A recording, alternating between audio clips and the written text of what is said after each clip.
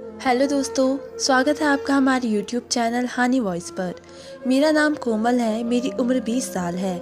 हर रोज़ की तरह आज भी मैं राशन वाले की दुकान पर बाजरा का आटा लेने के लिए आई हुई थी, जबकि दुकानदार मुझे शक की नज़रों से देखते हुए सवालिया लहजे में बोला, और अरे बेटा, ये रोज़ रोज़ 5 किलो आटा क्यों जाता है और कहाँ जाता है? तुम्हारे घर में कितने लोग रहते हैं? जबकि मैं फ़ौरन हड़बड़ा गई थी, क्योंकि मुझे भी नहीं पता था कि चाची 5 किलो बाजरे का करती क्या है। मैं सिर ना में हिलाते हुए बोली थी, आप मुझे बाजरा दे दे, ये आपका मसला नहीं है कि हमारा आटा कहाँ जाता है। मैं गुस्से में बोली थी, जब से मैंने अपने माँ बाप को खोया था तब से मेरा रवैया हद से ज़्यादा बिगड़ गया था। कोई मुझसे प्यार से बात भी करता था तो भी मैं उसे मुँह तोड़ जवाब ही दे दिया करती थी। वो दुकानदार बुरी तरह से हड़बड़ाया था और फ़ौरन ही मुझे 5 किलो आटा थमाते हुए बोला था, मैं तो बस वैसे ही पूछ रहा था, तुम बुरा नहीं मानना। मैंने अपना सिर झटका था और मैं बेवजह की बातें बनाने की आदत नहीं रखती थी, इसलिए उसकी दहलीज पर पैसे रख कर चुपचाप अपने घर की तरफ आने लगी थी। मगर ये सवाल वाकई हैरान करने वाला था कि ये 5 किलो आटा जाता कहाँ था। कई बार तो मैंने भी चाची से इस बारे में पूछने का सोचा था, लेकिन फिर भी मैं ये सोचकर चुप हो जाती थी कि मैं उनके बलबूते ही इस दुनिया में ज़िंदा हूँ। अगर मैं उनसे सवाल जवाब करने खड़ी हो जाऊँगी तो वो मुझ पर सिवाय गुस्सा करने के और कुछ नहीं करेगी। वैसे भी वो काफ़ी बेजिम्मेदार थी, उनको बिल्कुल भी मेरा ख्याल ही नहीं आता था। सारे घर का काम वो मुझसे करवाती थी और उनके माथे पर एक शिकंज नहीं आई थी। वे ना मुझे नर्म निगाहों से देखती थी। मैं अपने सारे ख्यालात झटक कर घर में दाखिल हुई थी। वो बेचैनी से दरवाजे पर ही टहल लगा रही थी। उनकी आदत में शुमार था, जब भी वो मुझे बाजरे का आटे लाने के लिए भेजती थी, पीछे से उनकी यही कंडीशन हो जाया करती थी। मैं उन्हें आटा थमाते हुए बोली थी, चाची मैं अब दोबारा इस दुकान पर नहीं जाऊंगी, मैं किसी और से ले आऊँगी। बेवजह वो मुझे घूरता है और अजीब अजीब सवाल करता है। मेरी बात सुनकर चाची गुस्से से बोली थी, तुम्हें जितना कहा गया है उतना ही करो, बेवजह के फैसले करने की तुम्हें ज़रूरत नहीं है। मुझे उस दुकानदार पर भरोसा है, वो बहुत ही अच्छा सामान ही देगा, इसलिए वहीं से तुम लेकर आना। अगर तुमने ज़रा भी दुकान बदलने की कोशिश की तो याद रखना कोमल, मुझसे बुरा कोई नहीं होगा। वो आंखें बड़ी करते हुए अपने कमरे की तरफ चली गई थी, जबकि मैं हैरान होकर उनको बेबस देख रही थी। लेकिन आखिर इस दुकानदार में ऐसा क्या है जो वो बार बार मुझे इस दुकान पर ही भेजती थी? आटा तो हर जगह एक जैसा मिलता है। कई दुकानें मेरे रास्ते में पड़ती थी जहां से मैं आसानी से लेकर जल्द घर पहुंच सकती थी, लेकिन चाची ने सख्ती से मना कर रखा था कि तुम इस फला दुकान से ही आटा लेकर आओगी। कई बार मेरे दिल में बहुत ही ख्याल भी जागा था कि मैं चाची से ये सवाल करूं कि आप इस 5 किलो आटे का करती क्या है, मगर मैं हमेशा ही उनके गुस्से से डर जाया करती थी। मैं चुपचाप अपने कमरे में आ गई थी। चाचू और चाची ने ही मुझे पाल पोस कर बड़ा किया था। हाँ, चाची गुस्से की तेज थी, घर के सारे काम मुझसे करवाती थी, लेकिन एक बात ज़रूर थी, उन्होंने मेरी मासी या ताया जी की तरह मुझे दुनिया के धारे पर नहीं छोड़ा था, बल्कि मेरे सिर पर हाथ रखा था और मुझे अपने साथ अपने घर लेकर आई थी। मुझे कमरे में आए हुए अभी थोड़ी ही देर गुजरी थी जब अचानक चाचू के कमरे से एक चीख की आवाज़ आई थी। मैं बुरी तरह से डर गई थी और कमरे की तरफ भागी थी, क्योंकि इस चीख से साफ जाहिर था कि कोई हादसा पेश आ गया है। मैं अंदर दाखिल हुई तो पूरा बाजरे का आटा ज़मीन पर बिखरा हुआ था और चाची सहमी हुई कोने में खड़ी हुई थी। उनकी हालत को देखकर मैं बुरी तरह से घबराई थी और उनके कंधे पर हाथ रखते हुए बोली थी, क्या हुआ चाची, सब ठीक है? जबकि वो ऐसी हो गई थी जैसे कुछ हुआ ही नहीं हो। मैं उन्हें दोबारा झिझोड़ते हुए बोली थी, जब अचानक उन्होंने मेरे मुंह पर एक जनादेदार थप्पड़ मारा था और मुझे देखते हुए गुस्से से बोली थी, दफ़ा हो जाओ मेरे कमरे से और यहाँ आने की ज़रूरत नहीं है। उनके लहजे की धार मुझे कांपने पर मजबूर कर गई थी। मैं बेयकीन निगाहों से अपनी चाची को देख रही थी, जब अचानक वो मुझे अपने कमरे से धक्का देते हुए बोली थी, समझ नहीं आ रहा तुम्हें कोमल, जाओ यहाँ से। ये कहते ही उन्होंने दरवाज़ा मेरे मुंह पर बंद कर दिया था, जबकि मैं हैरानी के समुंदर में डूब गई थी कि अचानक से उनको हुआ क्या है। हालांकि अभी थोड़ी देर पहले तो बिल्कुल ठीक थी और चुपचाप अपने कमरे में गई थी, लेकिन अब अचानक से उनका ये रिएक्शन मुझे कुछ ठीक नहीं लगा था। मेरी आंखों में मोटे मोटे आंसू जमा हो गए थे और मैं अपने आप को समझाकर कमरे में आ गई थी। मुझे अपने माँ बाप बहुत ही याद आ रहे थे। आज अगर वो जिंदा होते तो कभी भी मेरे साथ इतनी बदसलूकी नहीं होती। मैं घुटनों में सिर देकर ज़ोर ज़ोर से रोने लगी थी। मैं तो उनका ख्याल करके ही उनके पास गई थी, मगर जो उन्होंने मेरे जाने पर जाहिर की थी वे मुझे बहुत ही ज़्यादा तकलीफ़ दे चुका था। थोड़ी देर गुजरी थी जब अचानक कमरे के दरवाजे पर दस्तक हुई थी। मैं जो रोने में बिजी थी, हैरान होकर दरवाजे की तरफ देखा था जब अचानक एक बार फिर दरवाजे पर दस्तक दी गई थी। मैं खामोशी से अपनी जगह से खड़ी हुई थी और दरवाज़ा खोल दिया था। सामने चाचा खड़े हुए थे। वो मुझे देखते हुए सादा लहजे में बोले थे, जाकर अपनी चाची का कमरा साफ कर दो और खबरदार कि तुम कभी भी इस दुकानदार से उलझी। मुझे मालूम हुआ है तुम उसके साथ बदतमीजी से बात करके आई हो। मैंने हैरान होकर चाची को देखा था। मैं उन्हें बताना चाहती थी कि वह मुझसे किस तरह बिहेव किया था, लेकिन चाची का थप्पड़ मारना मेरे लबों पर चुभक और लोहे जैसे था। मैं खामोशी से चाची के कमरे में आई और जबकि चाची कोने में बैठी लगातार आंसू बहा रही थी। वह ऐसा क्यों कर रही थी? मेरी समझ से बाहर था। वे 5 किलो के आटे के गिनने से रो रही थी। मैं हैरान हो गई थी। वे तो रोज़ ही 5 किलो बाजरे का आटा मंगाती थी। अगर उन्हें इतना ही इस रोटी खाने का शौक था तो रोज़ाना के आटे से भी कुछ कर सकती थी, मगर उनका रो रो कर बुरा हाल हो गया था।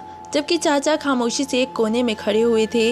मैं तो इस बात पर हैरान थी कि मेरे चाचा काम से इतनी जल्दी कैसे आ गए, वरना वे सुबह सवेरे ही निकल जाया करते थे और रात देर से घर वापस आते थे।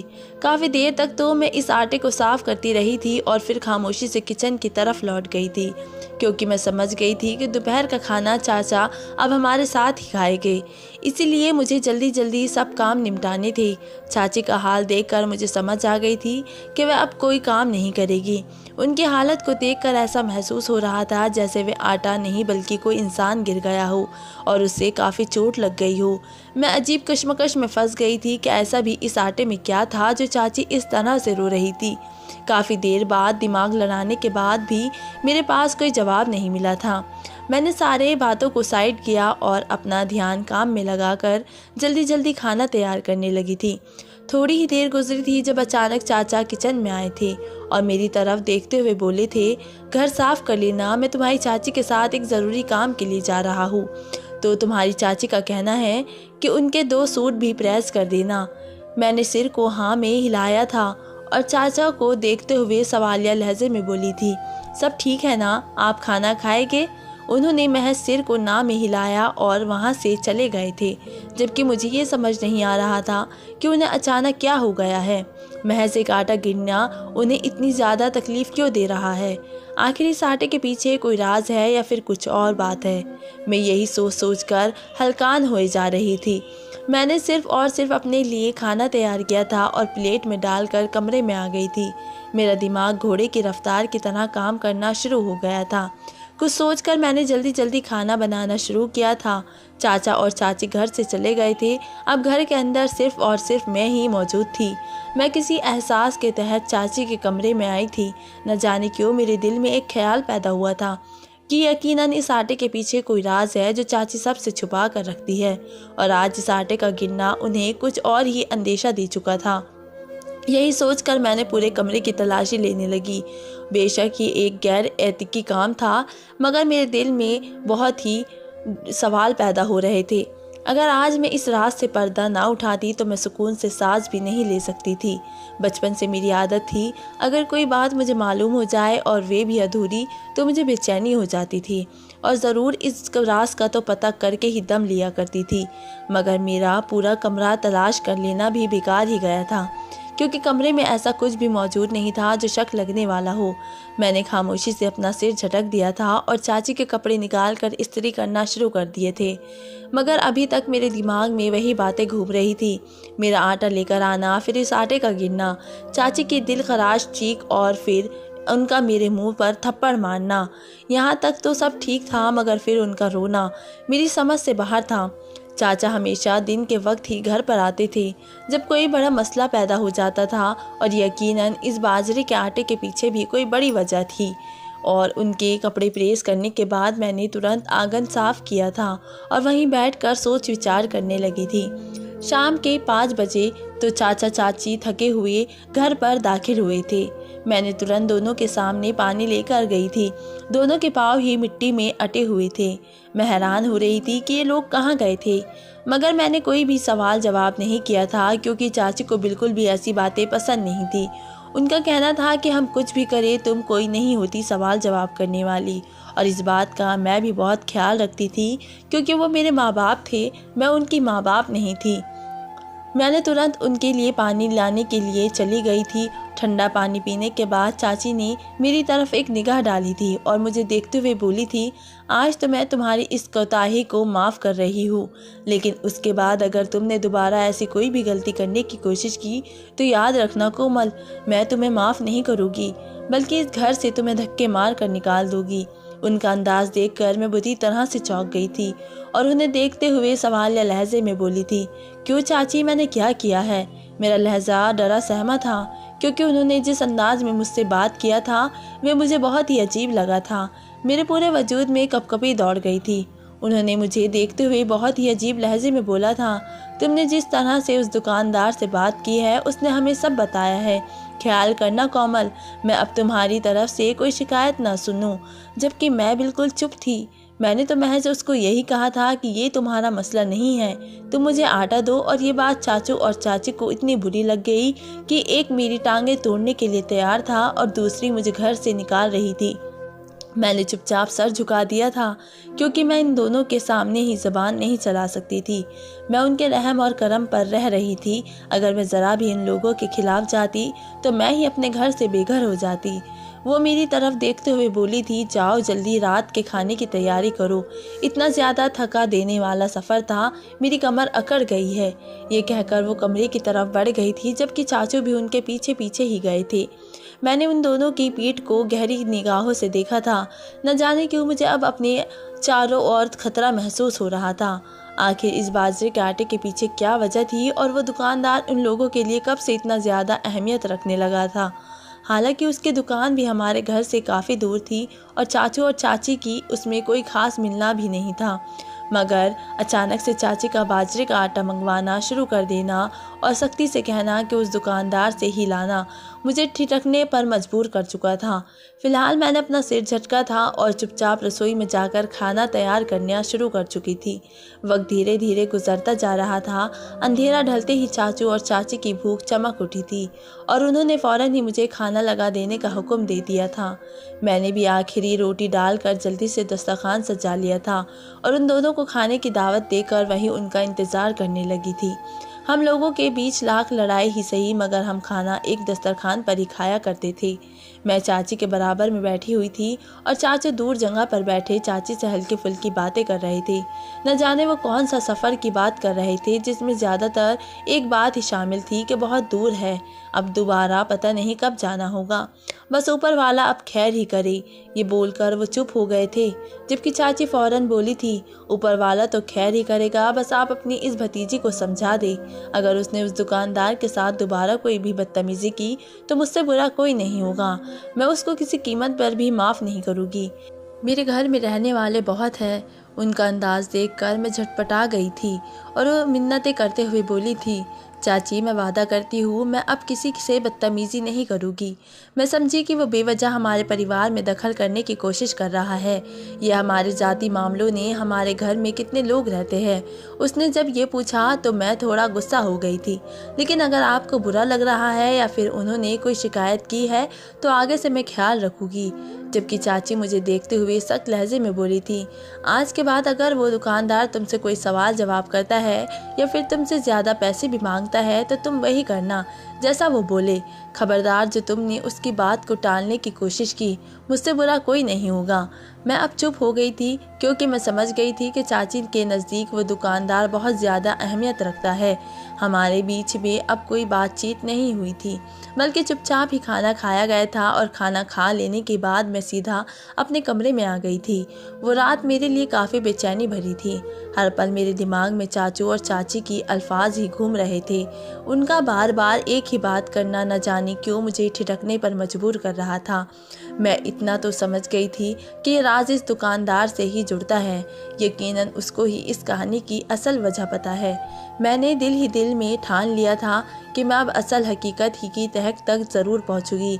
आखिर पता तो चले कि बात दरअसल क्या है। वक्त धीरे धीरे गुजरता चला गया था। सुबह का सूरज पूरा रोशन हुआ था। ऐसा महसूस होता था जैसे पूरी दुनिया पर सोने की चादर बिछा दी गई हो। मैं फौरन ही जाग गई थी और जल्दी से नाश्ता तैयार करने लगी थी, क्योंकि चाचू सुबह सवेरे ही घर से निकल जाया करते थे, जबकि चाची देर से उठने की आदत थी। मैंने जल्दी से चाचू के लिए नाश्ता तैयार किया था और दस्तरखान सजा दिया था। उनके साथ ही बैठकर मैं चुपचाप नाश्ता करने लगी थी। हम दोनों के बीच सन्नाटा छाया हुआ था जब अचानक चाचू मेरी तरफ देखते हुए बोले थे, देखो कोमल, मैं जानता हूँ कल से हम दोनों मियाँ बीवी तुम्हारे साथ थोड़ी बदसलूकी से पेश आ रहे हैं, मगर गलती तुम्हारी है। तुम इस घर की बेटी हो। अगर कोई गैर मर्द तुम्हारे खिलाफ कोई बात करेगा तो ना मुझे अच्छा लगेगा और ना ही तुम्हारी चाची को। और बेवजह की सोच पालने की तुम्हें ज़रूरत नहीं है। हम लोग एक ज़रूरी काम से ज़रा दूर गए थे। रास्ते में वो दुकानदार तुम्हारी चाची से भी टकरा गया था। उसने तुम्हारे खिलाफ शिकायत कर दी। दरअसल वो हमारा पुराना जानने वाला है और आटा भी अच्छा देता है, इसीलिए तुम्हारी चाची को थोड़ा गुस्सा आ गया था। बस अब तुम थोड़ा ख्याल कर लेना। चाचू काफ़ी सलीके से बोले थे, जबकि मैं बिल्कुल चुप हो गई थी। न जाने क्यों मुझे अपने तमाम ख्यालात अब गलत लग रहे थे। असल बात मुझे अब पता चल गई थी कि चाचू और चाची इस दुकानदार को पसंद करते थे, इसीलिए मुझ पर थोड़ा गुस्सा कर रहे थे। वो मेरे सिर पर हाथ रखते हुए बोले थे, तुम हमारा खून हो, मेरे लिए तुम बहुत अहमियत रखती हो। बस आगे ऐसी हरकतों पर परहेज करना। यह बोलकर वो घर से चले गए थे, जबकि मैं काफ़ी शर्मिंदा हो गई थी। मैंने अब सोच लिया था कि मैं किसी से भी बदतमीज़ी से पेश नहीं आऊँगी, और वैसे भी ये कोई अच्छी आदत नहीं होती है। ये इंसान को चाहिए कि अपना लहजा हर एक से अच्छा रखे। किसी से भी बदसलूकी करने की ज़रूरत नहीं है। मैंने फ़ौरन ही नाश्ते के बर्तन धोए थे और आंगन साफ करके वहीं बैठ गई थी। वक्त धीरे धीरे गुजरता चला गया था और 12 बजे के करीब चाची बेतार हो गई थी। उन्होंने उठते ही मेरी तरफ पैसे बढ़ाए थे और मुझे बाजरे का आटा लेने के लिए भेज दिया था, जबकि आज मैं हैरान रह गई थी क्योंकि वो नाश्ता करने के बाद ही मुझे भेजा करती थी। मैं उनसे कुछ कहती इससे पहले ही वो मुझे आंखें दिखाते हुए बोली कि समझ नहीं आ रहा मैं क्या बोल रही हूँ, और बेवजह के सवालात करके मुझे परेशान ना किया करो। उनका लहजा इतना सख्त था कि मैं हैरान रह गई। बेशक मेरी चाची गुस्से वाली थी, वो मुझसे सीधे मुंह बात नहीं करती थी, लेकिन उनका आज अंदाज बहुत ही बदल गया था। मैं चुपचाप उस दुकानदार की तरफ जाने लगी थी। मेरे दिल में अजीब अजीब ख्यालात पैदा हो रहे थे। सुबह तक जो मैं अपना ध्यान भटका चुकी थी, अब चाची का रवैया देखकर मेरे दिल में अजीब ख्यालात पैदा होने शुरू हो गए थे। अभी मैं थोड़ा ही आगे चली थी जब एक दुकानदार ने मुझे आवाज़ दी थी, अरे गुड़िया। मैंने पलट कर देखा तो वो मुझे देखते हुए बोले थे, क्या रोज़ रोज़ तुम बाजरे का आटा लेने के लिए इतनी दूर जाती हो? हमारी दुकान क्या तुम्हें नज़र नहीं आती? उनका अंदाज मुझे शर्मिंदा कर चुका था। मैं चुपचाप से झुकाकर उस दुकानदार की तरफ चल पड़ी थी। ये बात तो मुझे भी मालूम थी कि मैं बेवजह इतना दूर जाती हूँ, लेकिन चाची का सख्ती से हुक्म था कि इस दुकान से अलावा तुम कहीं भी बाजरे का आटा नहीं खरीदोगी, और यही चीज़ मुझे हमेशा ठिठकने पर मजबूर करती थी। और जो कल से चाची और चाचू का रवैया था वो मुझे बहुत ही कुछ समझा चुका था। बेशक सुबह के वक्त मेरा इरादा बदल गया था, लेकिन अब चाची की बातें सुनकर मैं एक बार फिर उसी बारे में सोचने लगी थी। मैं वहाँ पहुँची तो वो दुकानदार मुझे बड़ा मुस्कुरा कर देख रहा था। दिल किया कि मैं उसकी ये मुस्कान नोच लूँ, और मगर मैं चुप रही। वो मेरी तरफ आटा बढ़ाते हुए बोला था, आगे मुझसे बदतमीज़ी करने से पहले 1000 बार सोच लेना, और ख़बरदार जो तुमने यहाँ पैसे रखे हैं पैसे मेरे हाथ में दोगी। उसका हुक्म ये अंदाज देखकर मेरा दिल किया कि मैं उसका मुंह नोच लूँ, मगर मैं चुप रही थी। मैंने हाथ में उसके पैसे थमाए थे और बाजरे का आटा लेकर जाने लगी थी जब अचानक उसने मुझे पीछे से पुकारा था और मुझे देखते हुए बोला था, माफ़ी नहीं मांग रही? तुम्हारी चाची तो कह रही थी कि तुम मुझसे माफ़ी मांग लोगी। एक पल के लिए मेरा दिल किया कि ज़मीन फटे और मैं उसमें धंस जाऊँ, मगर मैंने अपने आप को काबू किया था और एक गहरी सांस लेकर उस आदमी की तरफ मुड़ी थी और उसे देखते हुए बोली थी, मेरा इरादा आपकी बेइज्जती करना नहीं था, बस कल मेरा दिमाग थोड़ा ख़राब हो गया था, मैं आपसे माफ़ी चाहती हूँ। मैं बहुत ही नरम लहजे में बोली थी, जबकि वो सिर हिलाते हुए बोला था, अरे कोई बात नहीं, छोटी हो गलती हो जाती है, मगर अब ख्याल रखना वरना तुम्हारे लिए बहुत ही मुश्किल साबित होगी। और मैंने कोई जवाब नहीं दिया और बस चुपचाप से झुका कर खड़ी रही थी, जबकि वो मुझे देखते हुए फ़ौरन बोला था, चलो जा सकती हो अब तुम, और अब कल से वक्त पर आना। मैंने सिर को हल्का सा झटका और घर की तरफ रवाना हो गई थी। मुझे उस दुकान से बाजरे का आटा लेते हुए तकरीबन 2 महीने का अरसा बीत चुका था और अब अचानक से इस आदमी का रवैया बदल जाना, चाचा और चाची का रवैया बदल जाना मुझे बहुत ही कुछ समझाने का इशारा दे रहा था। फिलहाल मैंने तमाम ख्यालात झटक दिए थे और अपने घर की तरफ रवाना हो गई थी। घर पहुंचते ही मामूली तौर पर चाची दरवाजे पर ही टहल लगा रही थी। उन्होंने फ़ौरन मुझसे झपटने वाले अंदाज में आटे का थैला लिया था और चुपचाप अपने कमरे में चली गई थी। मैंने भी अपना सिर झटक दिया था और अपने कमरे में आकर पंखे के सामने खड़ी हो गई थी। गर्मियाँ उरूज पर थी, जिसके कारण बाहर निकलना बहुत ज़्यादा मुश्किल हो जाता था। कभी कभी तो मेरा दिल चाहता था कि मैं चाची को बोल दूं कि आप खुद चली जाए। वैसे तो आप पूरे मोहल्ले में घूमती है, मगर मैं उनके ही रहम और करम पर रह रही थी। अगर मैं उनसे हुक्म को टाल देती तो बेवजह मेरा जीना हराम हो जाता, इसलिए मैंने चुपचाप रहने में आराम समझी थी। और ना जाने क्यों कल से मुझे मेरे माँ बाप शिद्दत से याद आ रहे थे। दिल चाहता था कि कहीं से वो मेरे सामने आ जाए और मैं उनके सीने से लगकर खूब रोऊं, उन्हें बताओ कि आपकी बेटी ठीक नहीं है। दूसरों के रहम और करम पर रहते हुए मुझे अब शर्म आती है। वाकई अगर इंसान के सगे माँ बाप मर जाए तो औलाद बिल्कुल किसी बेकार चीज़ के जैसी हो जाती है। मेरा हाल भी किसी बेकार चीज़ की ही तरह था, जिसका जिस तरह दिल चाहता था मुझे जलील कर लिया करता था। अगर मेरे माँ बाप जिंदा होते तो कभी भी मेरे साथ ऐसा सलूक नहीं होता, बल्कि सब मुझसे बहुत तमीज़ से पेश आते। मेरी भी हर लड़की की तरह बहुत ही इज्जत होती, मगर ऐसा शायद मेरे नसीब में था ही नहीं। अभी थोड़ी ही देर गुजरी थी जब अचानक चाची दरवाजे पर आई और मुझे देखते हुए बोली थी, तो तुम्हारे चाचा दोपहर में ही आएंगे, फ़ौरन खाना तैयार कर लो, ज़्यादा बिस्तर तोड़ने की ज़रूरत नहीं है। आम तौर पर चाची मुझसे उखड़ी उखड़ी ही रहती थी, मगर कल हुए किस्से के बाद तो उनका मिजाज ही बदल गया था। मैं चुपचाप किचन की तरफ बढ़ गई थी और जल्दी जल्दी हाथ चलाकर खाना तैयार करने लगी थी। वक्त धीरे धीरे गुजरता जा रहा था। मैं रोज़ाना उसी दुकान पर जाकर 5 किलो आटा बाजरे का ले आती थी और चाची के हवाले करके अपने कमरे में थोड़ी देर सांस लेकर फिर कामों में लग जाती थी। कल रात से ही मेरा दिल बहुत ही बेचैन हो रहा था। न जाने क्यों मुझे ऐसा महसूस हो रहा था जैसे कुछ अजीब होने वाला है, जो मेरे लिए बहुत ज़्यादा अजीब होगा। लेकिन इस रात इस बात से मैं अनजान थी। रात का खाना भी हम सब ने एक साथ ही किया था और चाचा चाची अपने कमरे में चले गए थे। मैंने पूरा घर साफ किया था और फिर अपने कमरे में आकर आराम करने की खातिर लेट गई थी। अभी मुझे थोड़ी ही देर गुजरी थी जब अचानक मुझे अपने कमरे की खिड़की पर ऐसा महसूस हुआ था जैसे कोई साया है।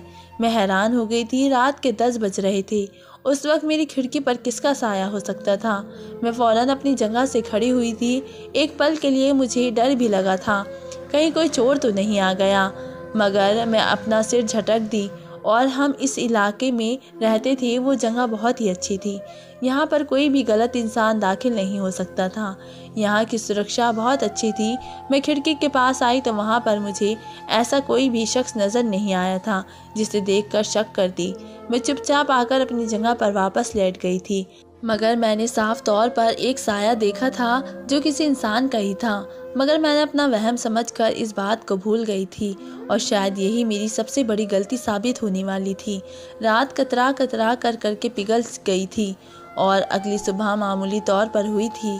चाचा और मैंने एक साथ ही नाश्ता किया था। चाचा का मिजाज मेरे साथ अगले दिन से ही ठीक हो गया था। उन्होंने मुझसे फिर से बिल्कुल भी बदसलूकी भी नहीं की थी, बल्कि वो मेरे साथ बहुत अच्छे तरीके से ही बर्ताव कर रहे थे। नाश्ता वगैरह करके वो अपने काम के लिए निकल गए थे।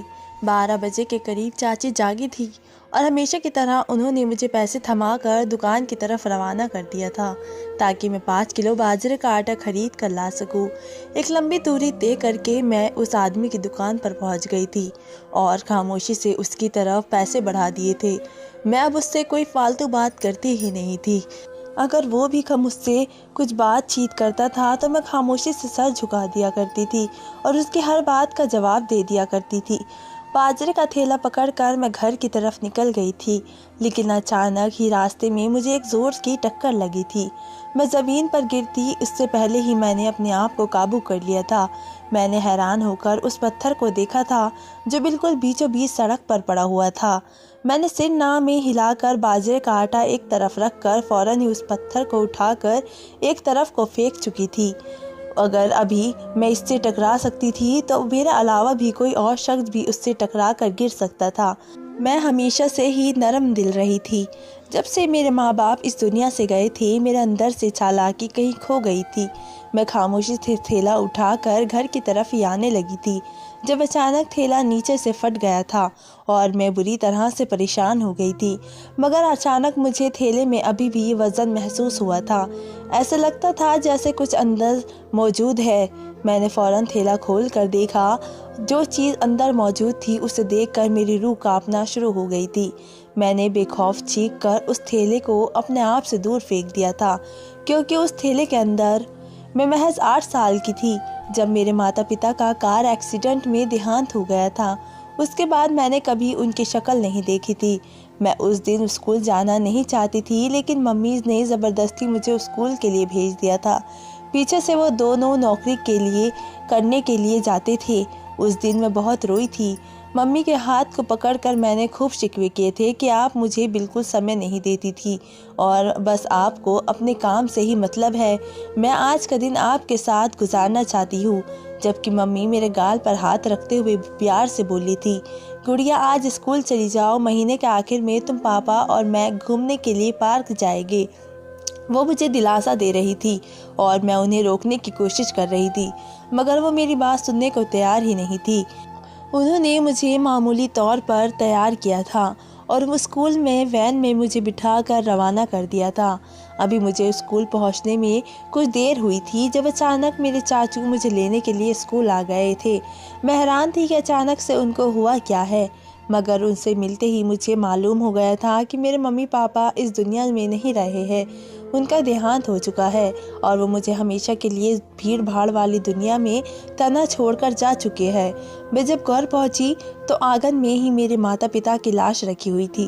मैं बिल्कुल अपनी जगह पर सख्त हो गई थी, क्योंकि मुझे बिल्कुल भी यकीन नहीं हो रहा था कि मेरे माता पिता मुझे हमेशा के लिए इस दुनिया में छोड़कर जा चुके हैं। मैंने उनकी अर्थी को पकड़कर खूब रोई थी। उनसे बहुत ही शिकवे किए थे कि आप मुझे इस तरह छोड़कर नहीं जा सकती। आपने मुझसे वादा किया था कि आप मुझे पार्क घुमाने के लिए लेकर जाएगी। पापा को भी मैंने खूब झिझोड़ा था, लेकिन शायद ये ऊपर वाले की मर्जी थी और मैं कुछ नहीं कर पाई थी।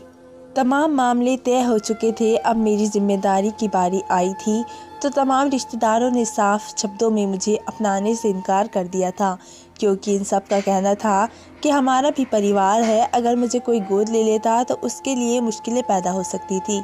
मगर इसी पर मेरी चाची आगे बढ़ी थी और मेरे सर पर हाथ रखते हुए बोली थी, तुम्हें परेशान होने की ज़रूरत नहीं है, आज से तुम मेरी बेटी हो, तुम मेरे साथ रहोगी। मेरी चाची की शादी को 10 साल हो गए थे, लेकिन उनके यहाँ कोई औलाद नहीं हुई थी। जबकि मैं बहुत रोई थी। मेरे लिए यह वक्त बहुत ही मुश्किल था।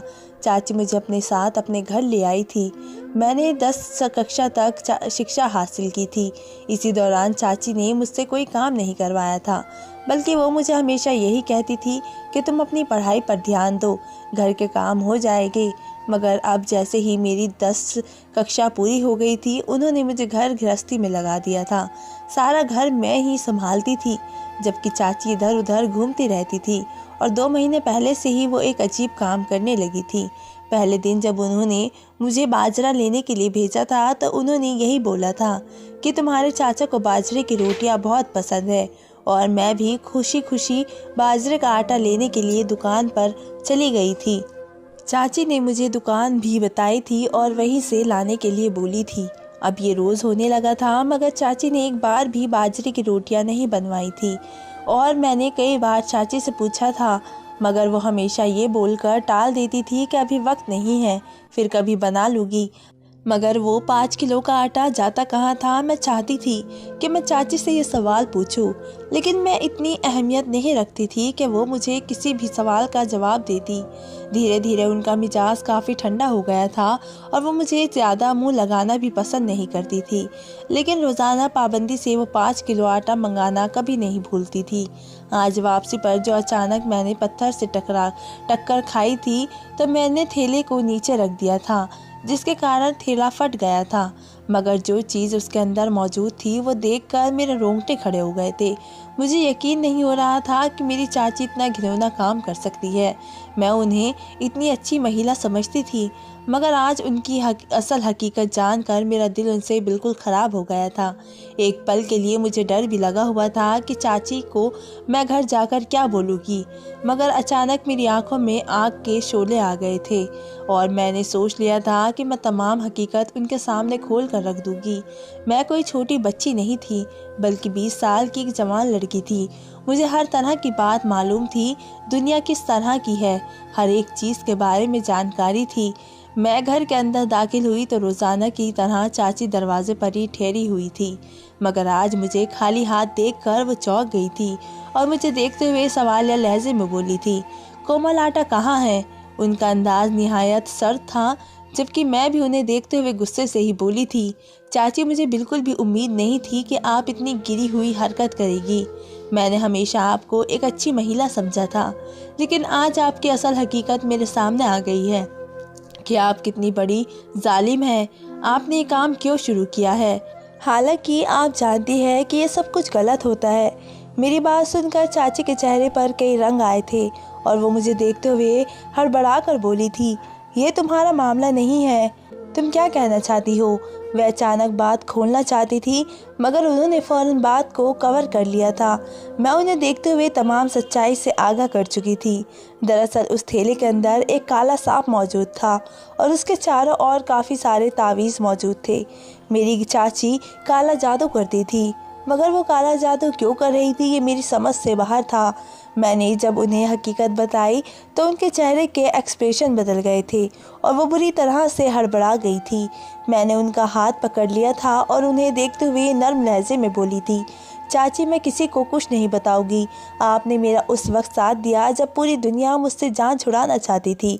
आप बेफिक्र होकर मुझे बताइए कि ये सब क्या माजरा है। क्या आपको नहीं मालूम काला जादू महज नुकसान देने के अलावा और कुछ नहीं करता?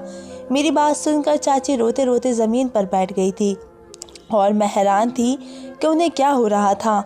और फिर जो बात उन्होंने मुझसे बताई थी वो सुनकर मेरे रोंगटे खड़े हो गए थे। उनका कहना था कि वो औलाद चाहती है।